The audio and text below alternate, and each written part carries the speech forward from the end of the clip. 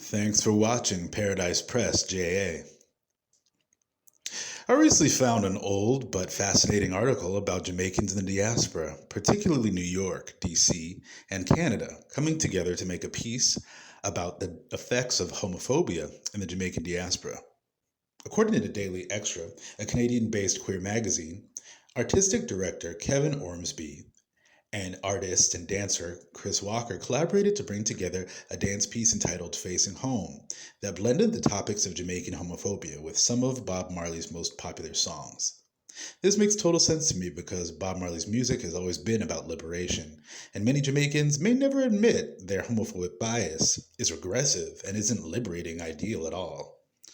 Now that I'm in Toronto, I've seen firsthand how many of the LGBTQ Caribbean people in Toronto are only gay in the village and on and around Church Street, where the gay bars and shops are located in downtown Toronto.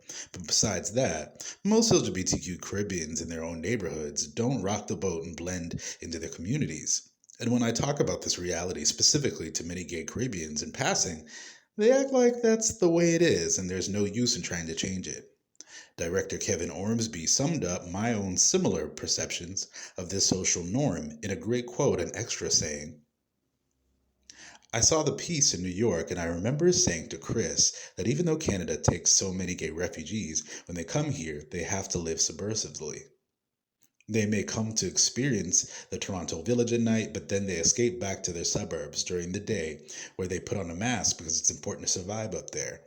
I was curious to see how these attitudes that come from places where we come from are replicated in another space, keeping people from actualizing their potential because they spent so much time hiding who they are."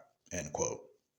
It would be fascinating to see this piece because I do believe that Bob Marley himself would have been more tolerant than many of his gay counterparts about gay relationships.